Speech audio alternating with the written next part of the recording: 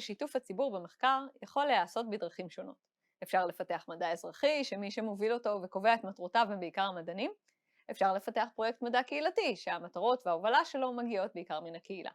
מי שיעזרו לנו לנווט בין האפשרויות הללו הם פרופסור איילת שביט מהטכניון ומהמכללה האקדמית תל חי, ופרופסור אסף שוורץ מהטכניון. איילת, האם מדע קהילתי, שאנשים שהם לא מומחים בתחום מובילים אותו, יכול בכלל לקדם את המדע? ואם כן, אז בשביל מה אנחנו צריכים מומחים? אז כן, מדע קהילתי יכול לקדם מדע באופן דרמטי, אבל בצמתים מאוד מאוד מסוימים. זה לא לכל מטרה, אולי אפילו לא לרוב הפרויקטים המדעיים. מדע זה דבר מגוון. יש מצבים שבהם יש לך שאלה מאוד ברורה, שבאה לענות על צורך, על חתיכה מאוד מאוד מסוימת בפאזל שלך. מהמם. לשם כך את חייבת להסתמך על הידע המדויק שלך ואת חייבת שליטה מלאה. לשאלות מדעיות מהסוג הזה, הקהילה קשה יהיה לה לקבוע למדען, מהמם. ולא בטוח שהמדען או המדענית ירוויחו מזה. אבל מדע גם עסוק בפריצות דרך, בלנסות לצאת מהפרדיגמה שבה הוא נמצא. והרבה מדענים שואפים בדיוק לזה. וכדי לחרוג מעולמי שהוצר כעולם הנמלה, טוב לי לפגוש אנשים שמתמודדים עם בעיות אקוטיות, שהן לא הבעיות שלי, ושיש להם תפיסות אחרות משלי, ושיש להם קריטריונים אחרים להעריך האם ידע הוא טוב או פחות טוב. המפגש בין המדע והקהילה בצמתים הללו זה דרך לפריצות דרך, וזה לא קורה המון, אבל כשזה קורה, יש כאן איזושהי תחושה של הישג מאוד משמעותית, גם לקהילה וגם למדע. ויש לזה כמה דוגמאות, אבל מה שחשוב הוא לא להסתכל על המדע כיחידה אחת, ולא לראות את הקהילה כיחידה אחת. המפגשים הם מפתיעים, ולפעמים הם מצליחים ולפעמים לא. אז מין מומחיות כזו שבאה מתוך הקהילה, וזו שאלה לשניכם, אבל אולי אליך, אסף, אתה הזכרת קודם חקלאים והזכרת צפרים. בעצם אלה מין גופי מומחיות כאלה שאולי אנחנו לא תמיד מכירים בהם. אתה חושב שפריצת דרך כמו זו שאיילת מדברת עליה יכולה לבוא מתוך קבוצות כאלה, או שחייבים את תפקיד המדען כדי להפוך את זה למדע? פריצות הדרך צריכות את הידע הזה, לדעתי, בצורה כמעט מוחלטת. אני אקולוג, כמו שאמרתי כבר בשיחה קודמת. אני מבין באקולוגיה, בציפורים, בחרקים, בצמחים, מה טוב לטבע. אבל כשאני רוצה להתעסק במערכות חקלאיות, אין לי את הידע החקלאי. וכשאני התחלתי לעבוד, כשאני התחלתי את המחקר האגרו-אקולוגי שלי, התחלתי עם החקלאים, פניתי לחקלאים, ויצרתי שיתוף הפעולה. וכאן הגיעו השאלות, כאן הגיעו פריצות דרך, כאן הבנתי מה מעניין אותם. ככה אני יכול גם להגיע וגם להשפיע עליהם, גם לעבוד איתם, גם לשנות, שתהיה פריצת דרך לא רק במדע, אלא גם במציאות. נעשה סביבה חקלאית טובה יותר, בריאה יותר, לטבע ולאדם. וזה התחיל דרכם, זה התחיל דרך הידע שלהם, ומתוכם, שוב, מתוכם עלו הרבה שאלות, עלו בעיות. אני חייב להגיד לך שכל הגישה שלי בכלל במחקר היא מוכוונת, אני לא יודע אם נקרא לזה קהילה, מוכוונת קהילה. למשל, אני פונה לחברים ברשות הטבע והגנים, שואל אותם, מה מעניין אתכם שאני אחקור? אני לא מתחיל, יש לי גם שאלות ומחקרים שאני ממש טופ דאון, אבל מעניין אותי מה מטריד את השטח. וכך אני בעצם מבטיח שהדברים שאני עושה, יש להם ערך יישומי מעבר למדע הבסיסי שאני מנסה לעשות. אז עכשיו, והרבה מהידע, באמת, הרבה מהמחקר שלי מתבסס על ידע שהגיע מחקלאים, ממדענים ברשות הטבע והגנים, וגם מציבור. הרבה פעמים מהאינטראקציה עם הציבור, לומדים דברים בשיחות, ברעיונות, במפגשים, שוב, שתורמים לכיוון של פריצות דרך. אוקיי, אני שומעת את שניכם, והכל פרפרים ופרחים, ממש בא לי ללכת ולשאול את האנשים בשכונה שלי, מה הם חושבים שאני צריכה לחקור, ואז אני נזכרת שאני למדתי המון שנים, ואני יודעת מה חקרו כבר ומה יודעים כבר, ולכן יש לי איזשהו רעיון מה כדאי לחקור, ואני נזכרת באמרה הידועה, אם הייתי שואל אנשים מה הם רוצים, הם היו אומרים לי כרכרות יותר מהירות, נכון? ואני נזכרת בפורומים של מתנגדי חיסונים, או של אנשים שמאמינים שכדור הארץ שטוח, שעושים ניסויים, או חושבים שהם עושים מדע, ומוצאים לעצמם מדענים, כדי לומר שמה שהם אומרים נכון. ואני אומרת, אוקיי, איך אנחנו מאזנים את זה? איך אנחנו מאזנים ללכת לקהילה, כבוד לידע בתוך הקהילה, ומצד שני, כבוד למומחיות ולאנשים שבאמת חקרו ולמדו את מה שהם מדברים עליו. אז תראי, איזונים, אני לא בן אדם מאוד מאוזן. אז איזונים הם טובים למטרות מאוד מאוד ספציפיות.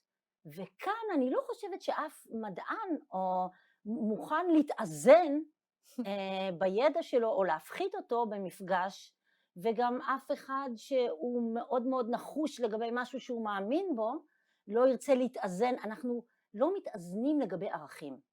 אנחנו מסוגלים להתפשר על כסף, אנחנו מסוגלים להתפשר על דברים מסוימים, על ערכים קשה, ומדע זאת מערכת ערכית. גם בקהילה יש מערכות ערכיות. עכשיו, אני לא בטוחה שחייבים להתאזן. למה? הנקודות של הכישלון הן נקודות מצמיחות. הרי אנחנו מכירים את האמרה שהכישלון הוא אבי ההצלחה. ככל שאנחנו מנסים להיפגש יותר עם הקהילה, אנחנו מגלים את המקומות שבהם השיח לא מצליח. אבל לצידם, כמעט תמיד, אנחנו נגלה מקומות שבהם השיח מאוד צומח. אותו אדם בדיוק שהתנגד באופן נחרץ לחיסונים, בסדר? יכול להיות ספר נלהב שירצה לעבוד עם אסף על המחקר הבא שלו. אנחנו, במקום לצבוע אנשים בצבע אחד, הרי אנחנו יודעים שאנשים הם יצורים מאוד מורכבים. הדיאלוג הוא זה שמאפשר to flash out את המורכבות הזאת. אוקיי? אז זה לא צריך לוותר על מומחיות ולא צריך לוותר על ערכים. צריך להתעקש על דיאלוג, ומתוכו אנחנו נזהה איפה זה מצליח לנו, ושם נתקדם. אנחנו גם נזהה איפה זה לא מצליח לנו. ואו שנמשיך להתווכח או שניפרד כידידים. אז אני חושבת שקצת באמת ניווטנו כאן בין המומחיות והידע של הקהילה, ועכשיו יש לי שאלה אליך, אסף, אולי מהצד השני. כמי שעושה מדע אזרחי, בעצם למדע אזרחי יש גם יומרות לא רק לקדם את המדע, אלא גם לקדם את החברה, לעשות דמוקרטיזציה של המדע, לחבר בין הקהילה והמדע, ואני תוהה, אם החוקרים הם מי שקובעים את מטרות המחקר ואת הפרוטוקול של המחקר, האם זה לא קצת אחיזת עיניים? דמוקרטיזציה, הילד, זה לדעתי לא הדרך היחידה לקדם את החברה.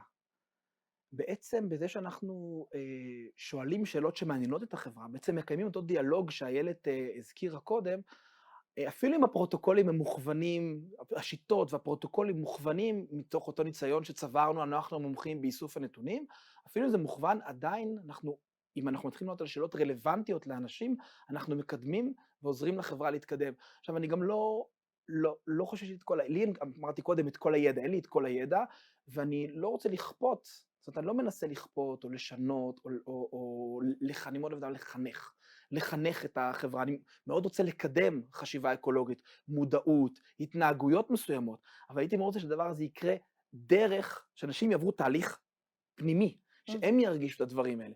אני רוצה לספק להם מידע שייתן להם אפשרות לקבל החלטות, לשנות מה שהם רוצים, להגיב לדברים.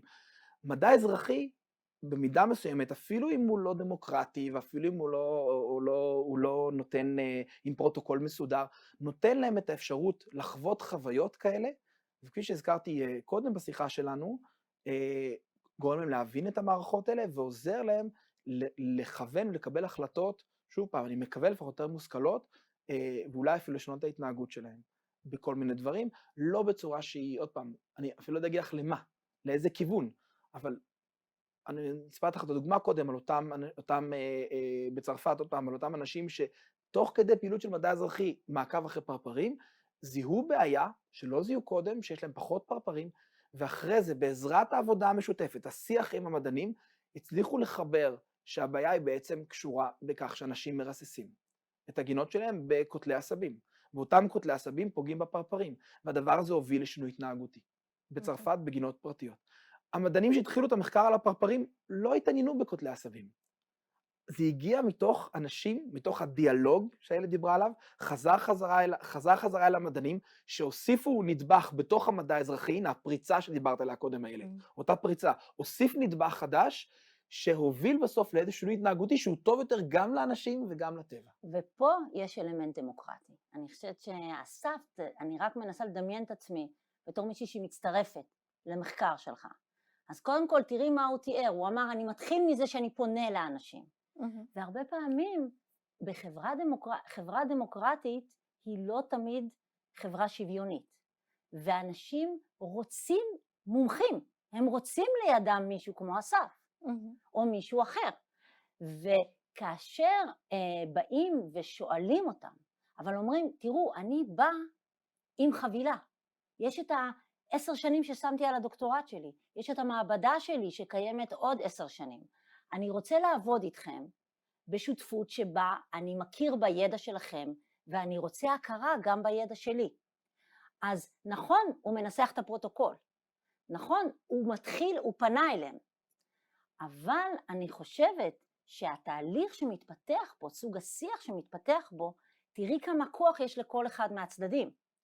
אז לראות את זה כאשליה של דמוקרטיה, זה רק במובן מאוד מאוד צר של מה זה דמוקרטיה. אנשים בוחרים להצטרף למחקר שלו. אנשים מרגישים שבסוף הדרך תהיה הכרה בידע שלהם. אז גם אם זה מדע אזרחי שהמדען התחיל אותו, זה לא אומר שיש כאן אשליה. אכן יש מצבים שמשלים את הציבור, אבל זה לא תמיד כך. ורוב המקרים של מדע אזרחי, כששואלים את האנשים בקהילה, גם במדע קהילתי, אותו דבר, אנשים מרגישים תחושה של העצמה, אנשים מרגישים שהם תרמו משהו, וכשאני תורמת משהו, אני נתרמת. וזה לא רק המדען, נכון, המדען נתרם, פרסם מאמר, אבל הוא לא לבד שם. אז יש בדיאלוג הזה, יש משהו גם מוכתב, אבל בתוך ההכתבה יש המון חופש יצירתי. בלי זה אין לנו מדע. אז אני חושבת שיש פה דוגמה יפה למורכבות של המומחיות לצד הדמוקרטיה, לצד השותפות, ובשותפות יש מחירים לכל הצדדים, אבל גם יתרונות. אז אני רוצה מאוד מאוד להודות לשניכם על השותפות ועל היתרונות. לא שמתי לב למחירים מיוחדים, אני מקווה שלא תשלחו לי חשבון אחר כך. אז תודה רבה לפרופסור אסף שוורץ, ותודה רבה לפרופסור איילת שביט, ותודה לכם.